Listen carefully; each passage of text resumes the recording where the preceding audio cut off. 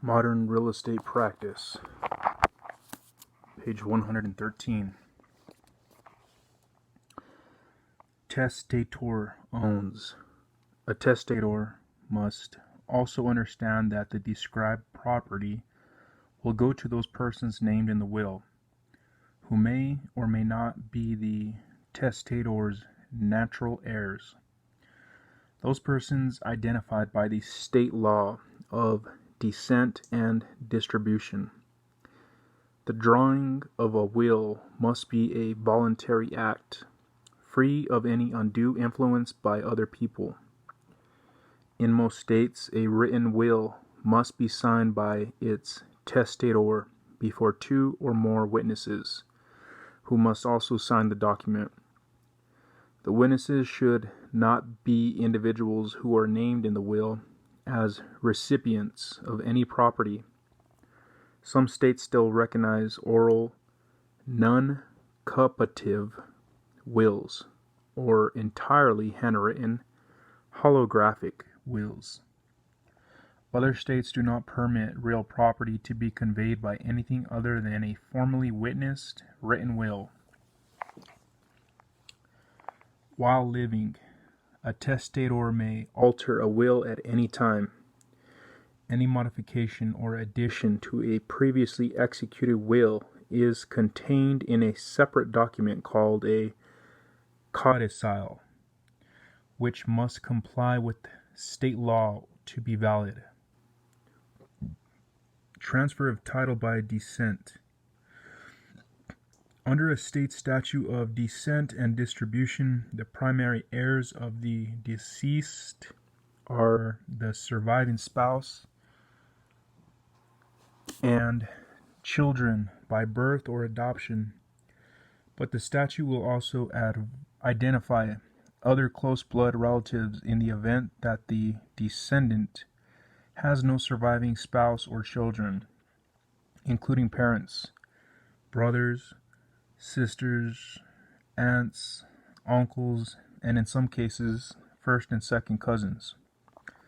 The right to inherit under laws of descent varies from state to state, and the property of someone who dies intestate is distributed according to the laws of the state in which the property is located. Figure 7.4 illustrates how a state statute of descent and distribution might provide for an intestate's estate. The specific persons entitled to property and the various percentages involved vary from state to state. A real estate professional should never try to determine descent or ownership without consulting legal counsel. Figure 7.4 Sample statutory distributions. You got descendant status, family status, how property passes. Under descendant status, married, surviving spouse. Then you go to family status, no children, no other relatives. How property passes. 100% to surviving spouse. Under descendant status, you have married, surviving spouse. Under family status, you have children.